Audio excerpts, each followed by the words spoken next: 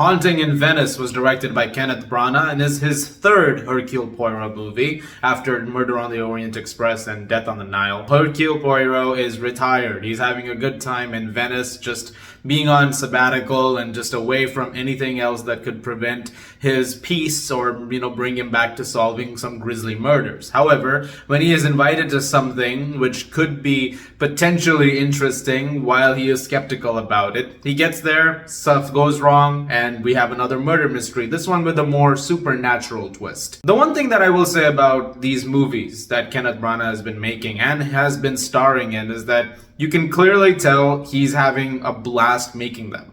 They aren't always perfect, especially the first two. They have their issues. There's definitely stuff that could be a little more fine-tuned, but you can't deny the fact that every single time, whether he's in front of the camera or behind it, he is having an absolute blast just bringing these stories to life on the big screen. I like this way more than the other two, even though I really enjoyed the other two. I think there are aspects of both of those movies that were really, really great, but in this one, it really did seem to, find its bearings a lot sooner and a lot better than those two. And it really helps because Branagh's direction in this is much more focused.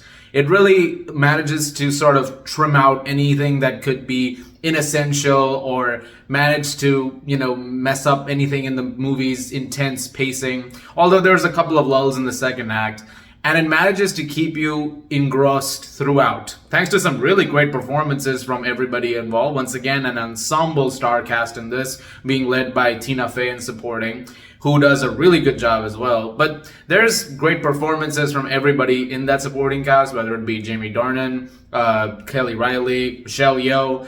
Everybody has brought something to this. And again, equally to Branagh, they're all having a great time doing this. I keep going back to this because it's so important to emphasize that. I don't see a scenario where you try and adapt an Agatha Christie story and not be fully invested and tapped into what you're adapting. And so it's very important that, it involves being that into the story, having fun with it. So that's why I bring up that point multiple times. It's also beautifully shot. A lot of it is on location, a lot of it is in actual studio lots, and you can tell because there's a lot more going on here practically than there was with Death on the Nile. One of the criticisms of that movie was there was a lot of green screen, a lot of visual effects, and not all of it was great.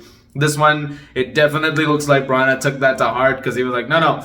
For this one, we're going to be on location, in really using the best that we can of the environments. And Venice looks incredible. There are some things that he does with the camera, especially with Dutch angles, that was genuinely amazing. There's stuff with the lighting, especially in dimly lit sequences, which there are plenty of in this movie because a lot of it is taking place inside a very dark and dingy house.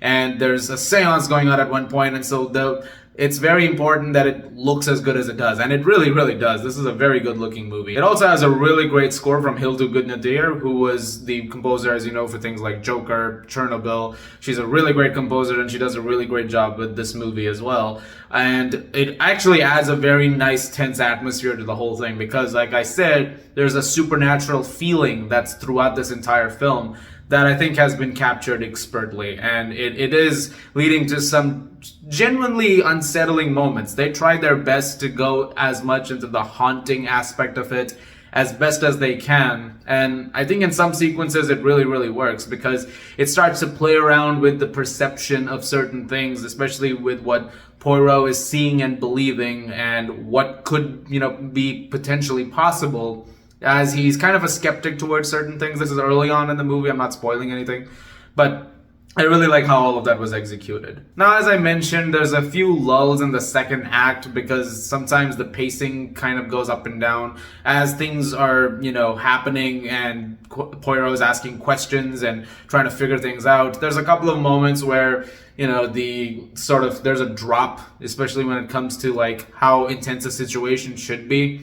But it eventually does pick up a little bit later, so it does kind of even itself out after that. But there are a few places where it could be just a little bit tighter. I would just say that. Just like maybe a way to make like edit it differently, which is another thing. There's a couple of sequences which are a little strangely edited. Like there's a very abrupt set of cuts throughout the film.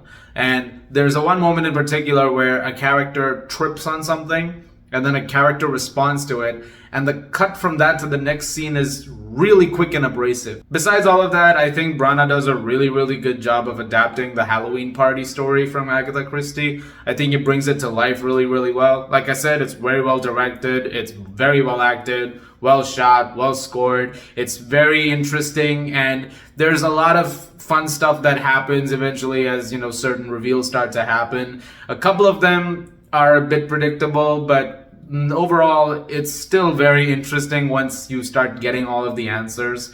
And overall, I had an absolute blast watching A Haunting in Venice. I think it's miles better than the other two Poirot movies from Branagh, as I've already said. And I hope you guys check it out next weekend and, you know, have a fun time with it as well. I'm gonna give A Haunting in Venice an 8 out of 10. I would honestly say that as long as he wants to keep making these Poirot movies, let him. Because it just seems like he's not ready to give up on these, Branagh that is, and I'm fine with that. I'm absolutely fine with that. If they consistently improve with each outing, because I thought Death on the Nile was a bit better than Murder on the Orient Express, and I thought this was better than the other two. As long as you're constantly bringing something new to it and having that kind of spirit attached to it, then all the better for it. Guys, thank you very much for watching. Look forward to more videos very, very soon. And as always, if you like this, please do subscribe. And I'll see you guys at the movies.